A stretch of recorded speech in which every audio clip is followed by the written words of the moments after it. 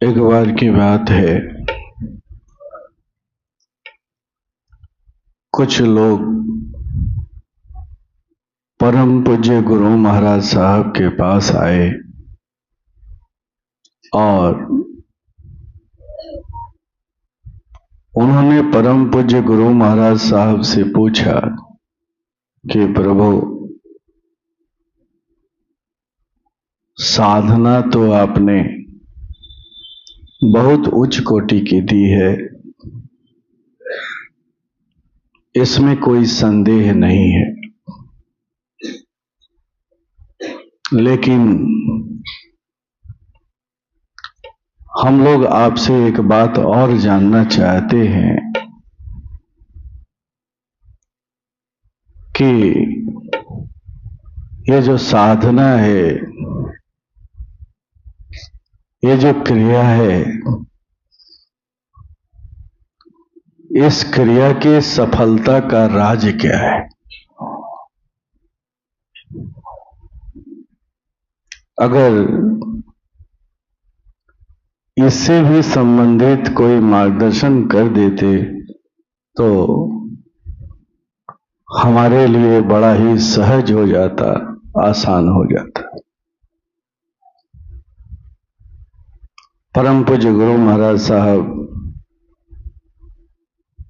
उनकी बात सुन करके मुस्कुराने लगे, क्योंकि पूज्य गुरुदेव कभी भी प्रश्न पूछने वाले से ऊबते नहीं थे। ये उनका स्वभाव था। बहुत खुश होते थे, प्रसन्न होते थे और उन्होंने बड़ा ही सुंदर उत्तर दिया। कहा कि अगर 3 चीजों को जान जाओगे, बढ़िया से समझ लोगे, तो तुम्हारी साधना बड़ी आसानी से सफल हो जाएगी। वो 3 चीज क्या है? तो पहला है निज कृपा, दूसरा है गुरु कृपा और तीसरा है ईश कृपा।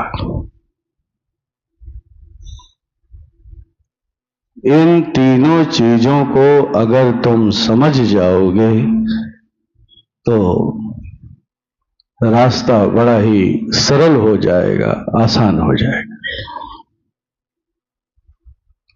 आइए एक एक करके थोड़ा थोड़ा प्रकाश डालने का प्रयास करते हैं तीनों के ऊपर। चलते हैं निज कृपा की ओर।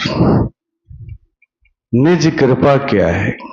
सुनकर के बड़ी हंसी आती होगी आपको। क्या अपनी भी कृपा अपने ऊपर होती है? हाँ, होती है। और सबसे आवश्यक है, सबसे आवश्यक है। जब हम किसी भी पूजा पाठ की शुरुआत करते हैं तो उसकी तैयारी करते हैं। निज कृपा ऐसी ही एक तैयारी है, ऐसी ही एक तैयारी है। साधना के सफलता की तैयारी है। साधना अभी प्रारंभ नहीं हुई है, लेकिन हम उसकी तैयारी करते हैं। कोई भी पूजा करने के पहले ब्राह्मण देवता हमसे संकल्प कराते हैं। संकल्प कीजिए जजमान। संकल्प का मतलब आजकल फैशन चल पड़ा है कुछ पैसा देने का, जबकि इसका विज्ञान ये नहीं है।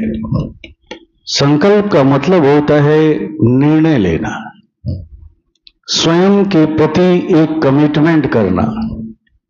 हमें इस पथ पर चलना है, हमें ये काम करना है, सत्य की खोज में हमें निकलना है। वो सत्य का ज्ञान चाहिए, वो ब्रह्म विद्या का ज्ञान हमें चाहिए। यह संकल्प, स्वयं के प्रति कमिटमेंट, स्वयं के प्रति एक वादा, स्वयं को एक वचन देना कि हमने ये काम करना है। ये है निज कृपा। निज कृपा में और भी बहुत सारी बातें आती हैं। समय पर सुबह में बैठना, संध्या को समय पर बैठना, ये सारी चीजें निज कृपा पर आती। अगर हम बहुत बड़ी साधना हमें मिल गई है, गुरु जी ने क्रिया विधि दे दी है और हम नियमतः बैठते ही नहीं, नियमतः बैठते ही नहीं, शाम सुबह बैठते ही नहीं है, बीच बीच में कहीं सत्संग का आयोजन होता है तो उसमें पहुंच ही नहीं पाते, जो हमारे स्वयं के प्रयास से संभव है, लेकिन हम उसकी अनदेखी करते, अनदेखी करते। ये निज कृपा ही है ना कि आज तक आश्रम पर जितना भी भंडारा का कार्यक्रम होता रहा, सत्संग का कार्यक्रम होता रहा, बहुत करीब के लोग हैं जो नहीं पहुंचते हैं, और जो 1200 किलोमीटर दूर है वहां से वो लोग इतना कीमती समय निकाल करके यहां आ जाते। क्या है ये, क्या है? तो जब तक ऐसी चीजें आपके अंदर में नहीं होंगी तब तक आप आगे नहीं बढ़ पाएंगे। यही प्रारंभिक चीजें हैं, शुरू की चीजें। निज कृपा में लक्ष्य का चुनाव भी आता है। हमें अपने लक्ष्य का चुनाव करना है। जीवन में एक लक्ष्य सबसे ज्यादा महत्वपूर्ण रखता है कि हमारा लक्ष्य क्या है इस पथ पर चलने का। इस पथ पर चलने के लिए हमने क्या लक्ष्य बनाया था, किस सोच के साथ हम इस सत्संग में आए थे, किस सोच के साथ हम गुरुजी से जुड़े थे, हमें क्या चाहिए था, किस सोच को लेकर के आए थे। इस लक्ष्य का भी होना परम आवश्यक है, और उस लक्ष्य पर अंत तक ठहरना सबसे महत्वपूर्ण है।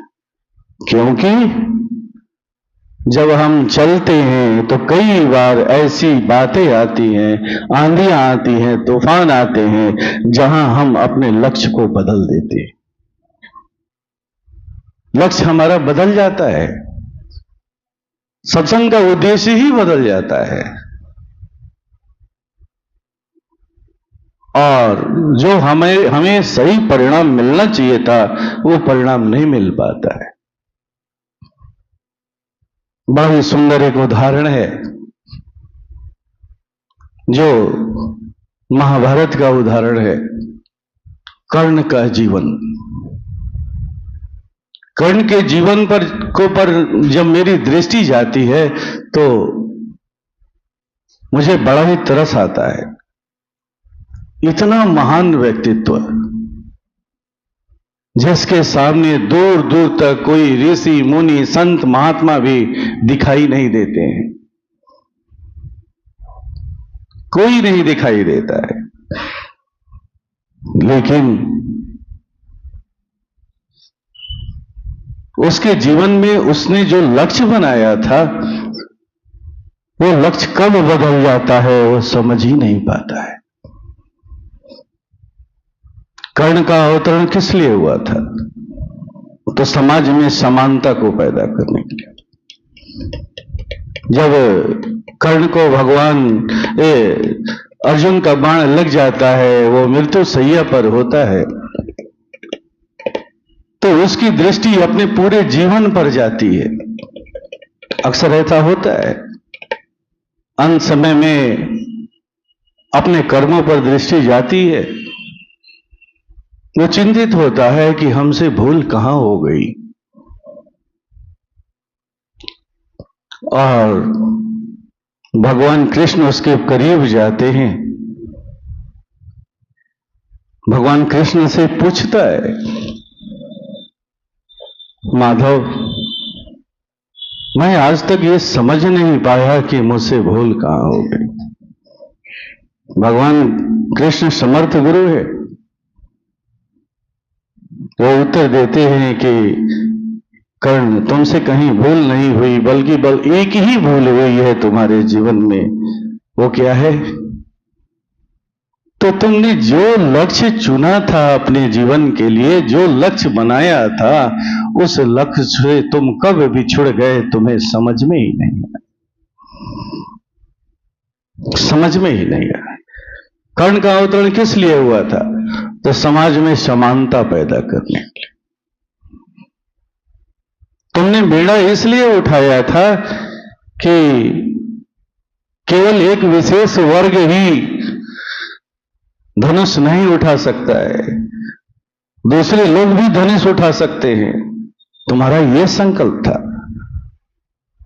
तुम समाज में समानता पैदा करने के लिए चले थे, लेकिन न जाने कब और कैसे तुम्हारा लक्ष्य बदल गया। लक्ष्य क्या हो गया? तो हमको अर्जुन से आगे जाना है। कितनी बड़ी विशालता को लेकर के चले थे और छोटी सी विशालता में आकर के फंस गए। कितनी बड़ी विशालता को लेकर के चले थे और छोटी सी विशालता पे आकर के फंस गए। ये समझ नहीं पाए तुम। और लक्ष्य विहीन मानव या लक्ष्य से जो पदच्युत होता है, उसकी स्थिति क्या होती है? वही कर्ण की तरह होती है। इतना बड़ा व्यक्तित्व, इतना सुंदर व्यक्तित्व, इतना बड़ा दानी, धर्माचारी, सब कुछ गुण होते हुए भी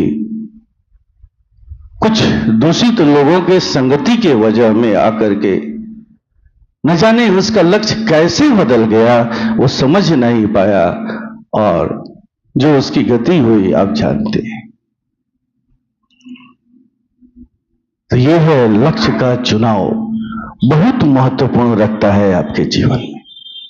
और जो मैं आज आपके सामने ये बात रख रहा हूं, ऐसे ही नहीं रख रहा हूं। परम पूज्य ने भी इशारा किया है।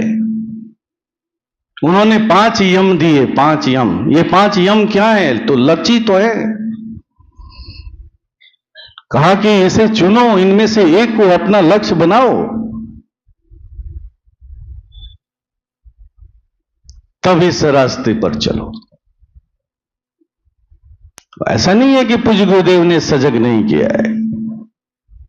पूज्य गुरुदेव ने बड़ी जोर शोर के साथ इस पर बल दिया है, सजग किया है। लेकिन हम समझते हैं कि पूज्य गुरुदेव ने बस ऐसे ही कह दिया है, उस पर ध्यान नहीं देते। ये 5 यम कौन कौन से हैं? तो सत्य, अहिंसा, अस्तेय, अपरिग्रह और ब्रह्मचर्य। आपके जितने भी आदर्श पुरुष हैं, अगर उनके चरित्रों को देखेंगे तो उनके अंदर में ये 5 में से कोई न कोई एक यम देखने को मिलेंगे, जिसको उन्होंने सिद्ध किया है, अपना लक्ष्य बनाया है। तब जाकर के अपने को वो महान बना पाए, उस विशालता को प्राप्त कर पाए। राजा हरिश्चंद्र सत्य को लेकर के चले, बुद्ध अहिंसा को लेकर के चले। उन्होंने अपने जीवन में अहिंसा को जोड़ा।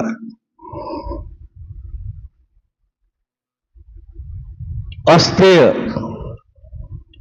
का मतलब होता है चोरी नहीं करना। अस्तेय का सबसे सुंदर उदाहरण कौन है? तो एकलव्य। एकलव्य की कथा आपने सुनी होगी। एकलव्य को बहुत बड़ा महान माना जाता है, कहा जाता है, ये महानता उसके अंदर में कैसे आई? क्या आपने कभी इस पर विचार किया है? एकलव्य की कथा क्या है?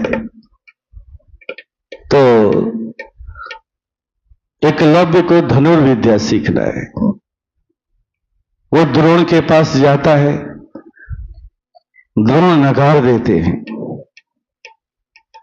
अब वो द्रोण की मूर्ति बनाता है और धनुर्विद्या का अभ्यास करता है, और अभ्यास के बल पर, अपनी साधना के बल पर वो उनकी सारी विद्या को अपने अंदर में उतार लेता है।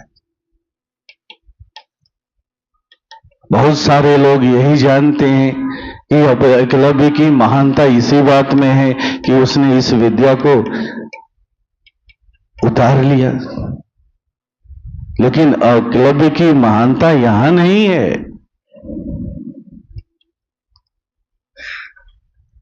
जो मैंने यम की बात की, अस्तेय, अस्तेय का मतलब होता है चोरी नहीं करना।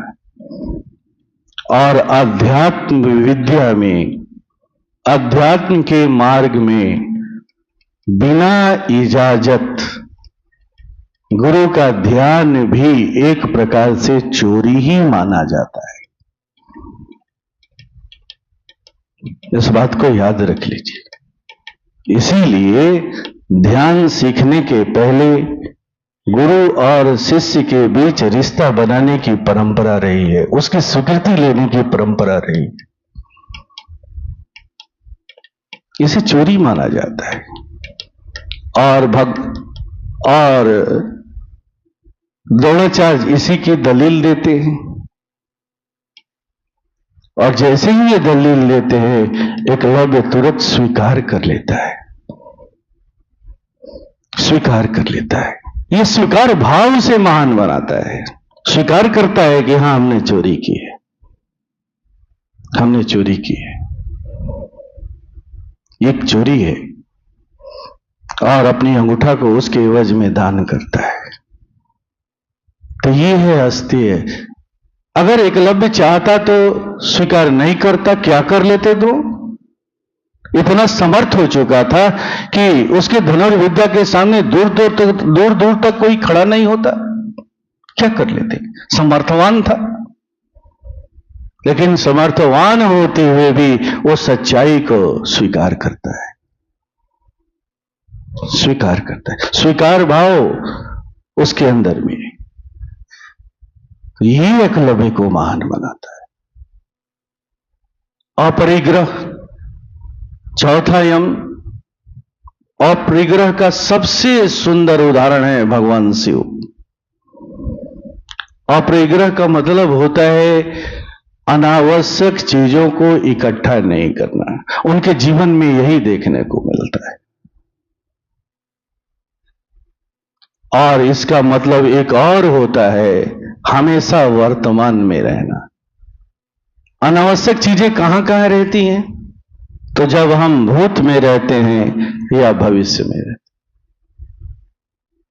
जब भूत में रहते हैं या भविष्य में रहते हैं, और जब हम वर्तमान में रहते हैं तो हमारे जीवन में अनावश्यक चीज नहीं रहती। यही चरी जो भगवान शिव का जो दृश्य, उनकी जो तस्वीर दिखाई गई है, उनकी रहनी सहनी जो दिखाई गई है, वो इसी का संदेश देती।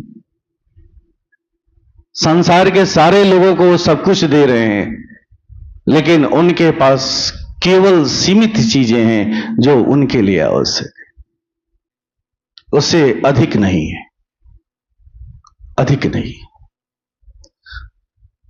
अपरिग्रह और ब्रह्मचर्य है, ये पांचवा यम है ब्रह्मचर्य।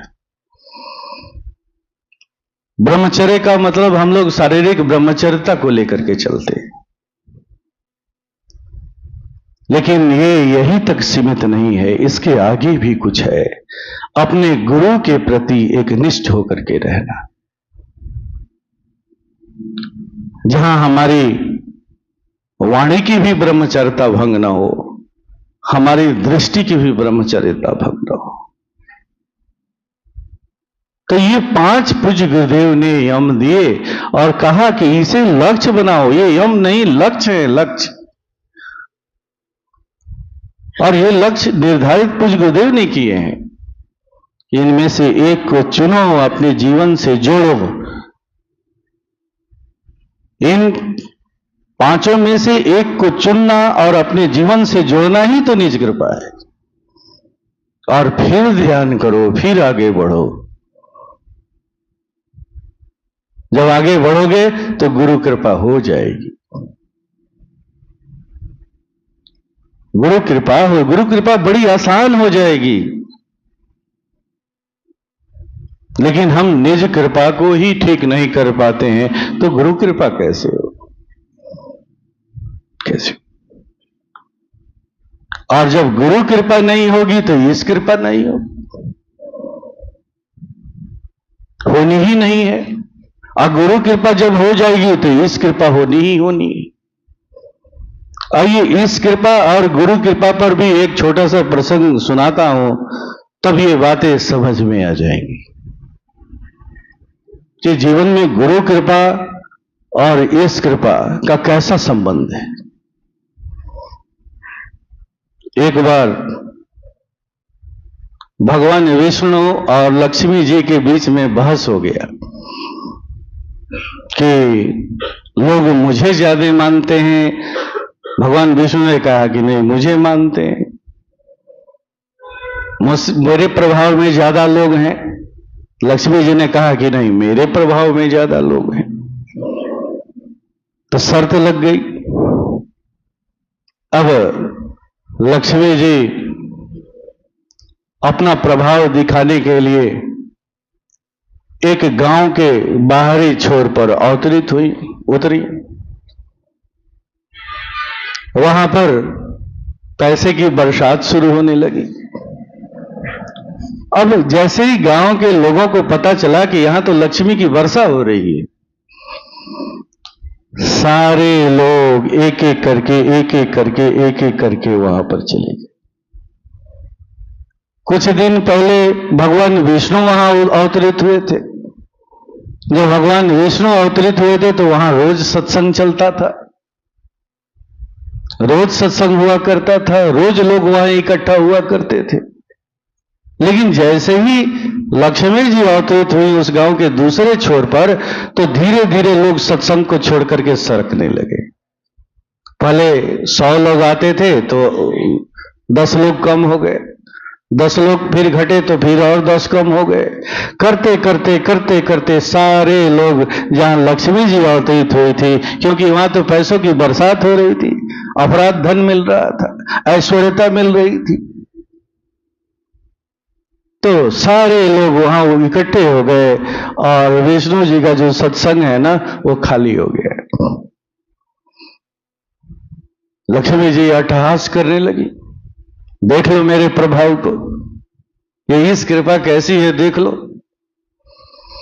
तो विष्णु जी ने कहा कि अच्छा ठीक है। तो विष्णु जी अपना झोला कमंडल उठाए और अपने धाम को चले गए। जब धाम को चले गए तो कुछ दिन तक लक्ष्मी जी का प्रचार प्रसार होता रहा, लेकिन लक्ष्मी जी भी इस बात को भूल बैठी थी कि विष्णु जी कौन है, तो लक्ष्मी जी के पति हैं। अब पति जहां नहीं है वहां पत्नी कैसे कितना दिन रहेगी। थोड़ी देर के बाद लक्ष्मी जी भी वहां से गायब हो गई और भगवान विष्णु के धाम पहुंच गई। ये है, जब तक गुरु कृपा आपके जीवन में नहीं होगी, वो ऐश्वर्यता भी आपके जीवन में ठहरने वाली नहीं है। अगर कोई कृपा हो रही है तो वो क्षणिक है, याद रख लीजिएगा। इसलिए मैंने कहा कि गुरु कृपा जब होगी तो इस कृपा होनी ही होनी है, उसको कोई रोक नहीं सकता है। जहां भगवान है, जहां हमारे गुरु हैं, वहीं वो लक्ष्मी। लोग इस रहस्य को नहीं समझ पाते, नहीं समझ पाते। वो सोचते हैं कि मेरा काम धंधा, डॉक्टर साहब कह रहे थे ना कि मेरे रजिस्टर में वो मेंटेन है, मेरे रजिस्टर में मेंटेन है कि जितना दिन मैं अपने डिस्पेंसरी को छोड़ करके सत्संग के लिए रहता हूं, जब फिर लौट के आता हूं तो वो हिसाब किताब वो गुरुजी पूरा कर देते हैं। लेकिन इस बात को लोग समझ नहीं पाते, समझ नहीं पाते। गुरुदेव ने कहा है कि मेरे लिए 10 कदम बढ़कर के जो देखो,